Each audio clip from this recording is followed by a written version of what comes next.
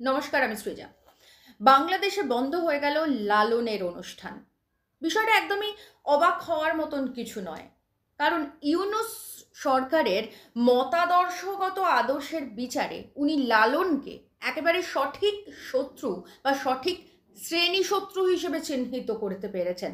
এ বিষয়ে আর বলার অবকাশ রাখে না, কারণ আমরা দেখেছি যখন থেকে বাংলাদেশে এই ইসলামী মৌলবাদী শক্তি মাথা চাড়া দিয়েছে, তখন থেকে তারা একে একে যা কিছু শুভ, যা কিছু ভালো, সব কিছুকে ভেঙে চুরে ছাড়খাড় করে দিতে চেয়েছে প্রথম দিন থেকে।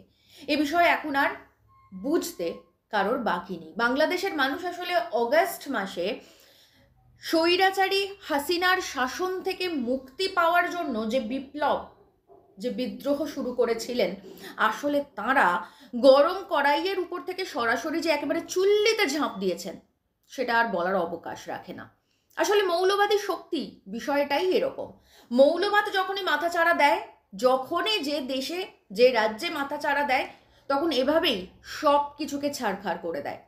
আর অন্ততপক্ষে বাংলাদেশের পরেই যে একেবারে প্রতিবেশী দেশ, যে দেশটার কথা ওঠে, সেটা অবশ্যই আমাদের দেশ ভারতবর্ষ। আর আমরা যে রাজ্যটায় থাকি, পশ্চিমবঙ্গ, সেখানে আর নতুন করে স্বৈরাচার বা মৌলবাদী শক্তির প্রসার হলে কীরকম হয়, সেটা অন্তত আমাদের মতন যারা পশ্চিমবঙ্গের বাসিন্দা তাদেরকে আর নতুন করে বলার অবকাশ থাকে না। কারণ এই লালনের অনুষ্ঠান বাতিল করা হয়েছে আজকে। এর ঠিক দুদিন আগে ঋত্বিক ঘটকের আমার লেনিন ছবিটি সম্প্রচার বন্ধ করে দিয়েছেন এ রাজ্যের মুখ্যমন্ত্রী মমতা ব্যানার্জি। আসলে এই ইসলামী মৌলবাদী শক্তি আর এখানকার যে হিন্দু সনাতনী মৌলবাদী শক্তি, এরা আসলে একই তলোয়ারের এপিঠ আর ওপিঠ। এদের দুজনের মধ্যে কোনো পার্থক্য নেই। একদিকে হাসিনার স্বৈরাচারী আওয়ামী লীগ, অন্যদিকে মমতার দুর্নীতিগ্রস্ত স্বৈরাচারী তৃণমূল কংগ্রেসের সরকার। আসলে এরা সকলেই তলোয়ারের এপিঠ আর ওপিঠ। একদিকে ইহুদি মার্কিন পুঁজির সমর্থনে স্বৈরাচারী হাসিনা ইসলামী মৌলবাদকে শক্তিশালী করেছে, মদদ দিয়েছে, এবং তার ফলে দেশটা আজকে ছাড়খাড় হয়ে যাচ্ছে। একই রকমভাবে অ্যাংলো মার্কিন মদত পুষ্ট কেন্দ্রীয় সরকার বা আমাদের এই রাজ্য সরকার, তারা যেভাবে স্বৈরাচারী হিন্দুত্ববাদী মৌলবাদীকে যেভাবে মাথা চাড়া দিতে সাহায্য করছে, যেভাবে প্রশ্রয় দিচ্ছে, তাতে কিন্তু আমাদের এ দেশের, এ রাজ্যের দুর্দিন চলছে এবং আগামীতে আরও বেশি আসবে। সেটা বলার জন্য কোনো জ্যোতিষীর দরকার পড়ে না।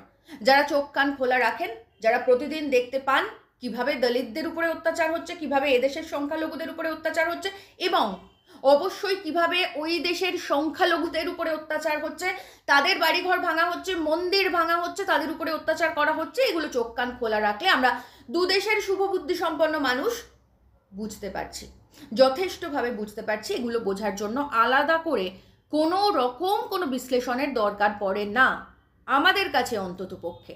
আর ঠিক সেই কারণের জন্য একই রকমভাবে লালন বন্ধ হয়ে যায়, এদেশে লেনিন বন্ধ হয়ে যায়। ওদেশে আমরা দেখেছি কদিন আগেই রোকেয়ার, বেগম রোকেয়ার, যিনি না থাকলে হয়তো এই মহিলা শিক্ষাটা এগোতোই না, প্রসারই ঘটতো না মহিলাদের, নারী শিক্ষাটা। সেই বেগম রোকেয়ার গ্রাফিতিতে ইসলামী মৌলবাদ কিভাবে কালিমা লিপ্ত করে দেয়, কালি মাখিয়ে দেয়। একইভাবে সত্যেন বোসের নাম মুছে দিতে চায়। একই তো এদেশেও তো আমাদের স্বরাষ্ট্রমন্ত্রী, তিনি রীতিমতন সংসদে দাঁড়িয়ে আস্ফালন করেন আম্বেদকরের নাম নেওয়া নাকি এখন একটা ফ্যাশন হয়ে গেছে। আর তার ঠিক দুদিন পরেই গুজরাটে বিজেপির সমর্থকরা আম্বেদকরের মূর্তি ভেঙে দেয়। ঠিক একই রকমভাবে যা ওদেশে তাই এদেশে।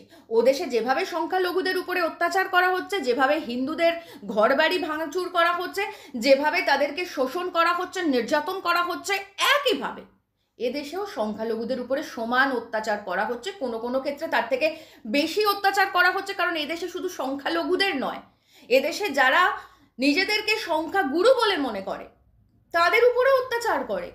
শুধুমাত্র শিক্ষার দিক থেকে, স্বাস্থ্যের দিক থেকে, রোজগারের দিক থেকে সেই মানুষগুলোকে জোর করে হাজার হাজার বছর ধরে পিছনে ঠেলে দিয়ে তাদেরকে দুর্বল তৈরি করে তাদের উপরে অত্যাচার করে। গতকালই আমরা দেখেছি যে একজন দলিত ছেলের দুটো হাত কেটে নিয়েছে সংখ্যাগুরুরা শুধুমাত্র জাতপাতের ভিত্তিতে বচসা হওয়ার জন্য। তো এই ঘটনা তো প্রতিদিন ঘটছে। একই ঘটনা ঘটছে বাংলাদেশেও, হিন্দুদের উপরে এরকমই আক্রমণ হচ্ছে, ঠিক সেম ঘটনা ঘটছে এদেশেও।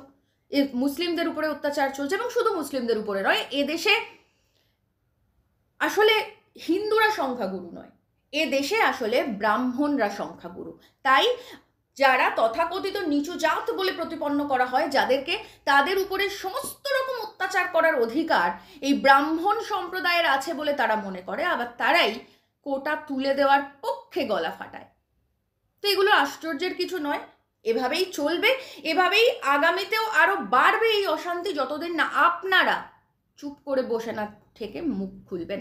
কারণ এ রাজ্যে যে সরকার চলছে, ও দেশে যে সরকার চলছে, সেটা তো বোঝাই যাচ্ছে যে কিভাবে ইহুদি মার্কিন পুঁজির মদতে একটা সরকার কিভাবে একটা দেশের ভিতকে নড়িয়ে দিতে পারে, কিভাবে একটা স্বৈরাচারী শাসনকে হাঁটানোর জন্য এতগুলো প্রাণের বিনিময়ে যে সরকার প্রতিষ্ঠিত হয়েছে, সে আসার পর থেকে কিভাবে শুধুমাত্র মানুষের উপরে অত্যাচার করতে পারে, কিভাবে সমস্ত স্মৃতিসৌধকে, সমস্ত ভালো শুভ দিককে নষ্ট করে গুঁড়িয়ে ফেলতে পারে, সে তো আমরা দেখছি, দিনের পর দিন দেখছি আমার প্রতিবেশী রাষ্ট্রের কি খারাপ অবস্থা হচ্ছে।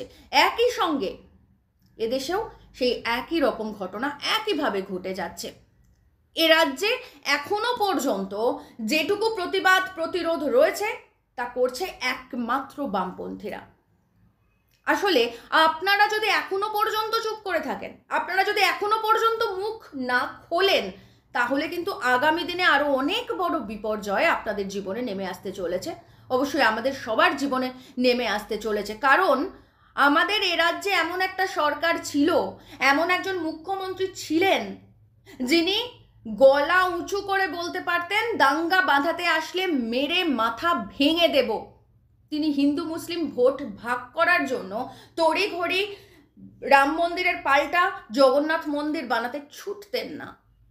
কোনো রকম কোনো দাঙ্গাকে প্রশ্রয় দেওয়া হতো না, কারণ বামপন্থীরা এ রাজ্যে 34 বছর ক্ষমতায় ছিল সেই কারণের জন্য। এখন দেখুন প্রতিদিন দাঙ্গা হয়, আর ওদেশে আসলে আজীবন স্বৈরাচার এবং মৌলবাদ থেকে যাচ্ছে। তার কারণ হচ্ছে ওই দেশে কোনোদিনও বামপন্থীরা মাথা চাড়া দিয়ে উঠতে পারেনি, বামপন্থীদের সরকার হয়নি সেই কারণের জন্য। আর সেই কারণের জন্য যবে থেকে স্বৈরাচার মাথা চাড়া দিয়েছে, যবে থেকে নিজেদের সরকার হয়েছে, তবে থেকে আবু তাহের থেকে শুরু করে সিরাজ শিকদার একাধিক বামপন্থী নেতাকে প্রাণ দিতে হয়েছে। কিন্তু তারপরেও এত বামপন্থী নেতাদের প্রাণের বিনিময়েও ওই দেশে না স্বৈরাচারের পতন ঘটানো গেছে, না মৌলবাদের পতন ঘটানো গেছে। একই সঙ্গে আমি বলবো, দু দেশের মানুষকে আবেদন জানাবো, আপনারা যারা শুভ বুদ্ধি সম্পন্ন মানুষ, যারা দেশে গণতন্ত্র চান, যারা চান একটু শান্তিভাবে থাকতে, তারা দয়া করে এই ঘৃণার রাজনীতিকে প্রত্যাখ্যান করুন। কারণ এই ঘৃণার রাজনীতির একটা নির্দিষ্ট রিদম আছে। এই ঘৃণার রাজনীতি কখনো একটা প্যারামিটারে থাকতে পারে না। এই ঘৃণার রাজনীতিকে সব সময় যে স্তরে রয়েছে সেই স্তরকে ছাপিয়ে আর উচ্চতায় পৌঁছতে হয়, আর তার জন্য ঘৃণা সবসময় উত্তরোত্তর বাড়তে থাকে। কারণ ঘৃণা কখনো একটা প্যারামিটারে থাকে না, কারণ থাকলে সেটা থিতিয়ে যাবে। তাই এই ঘৃণার প্যারামিটার যত চড়াবেন তত চড়তে থাকবে, যত বিদ্বেষ বাড়াবেন তত বিদ্বেষ বাড়তে থাকবে, আর আপনার আমার সুস্থ জীবন ব্যাহত হবে। আমরা দেখব কিভাবে লেনিন থেকে লালন, যারা মানবতার কথা বলেন, যারা সুস্থ জীবনের কথা বলেন, যারা সমাজতন্ত্রের কথা বলেন, তাদেরকে ধীরে ধীরে মুছে দেওয়া হবে ইতিহাসের পাতা থেকে, মানুষের মন থেকে। সেখানে শুধুমাত্র ঘৃণা জন্মাতে দেওয়া হবে, শুধুমাত্র ঘৃণার চাষ করা হবে। তাই বলছি এখনো সময় রয়েছে। দু দেশের শুভ বুদ্ধি সম্পন্ন মানুষের কাছে অনুরোধ জানাচ্ছি, আপনারা জাগুন, আপনারা প্রতিবাদ করুন, আপনারা এই সমস্ত ঘৃণার বিরুদ্ধে জোর গলায় চিৎকার করে সমাজতন্ত্রের কথা বলুন। তবেই আগামী দিন, আমাদের আগামী প্রজন্ম, আগামী ভবিষ্যৎ সুরক্ষিত থাকবে।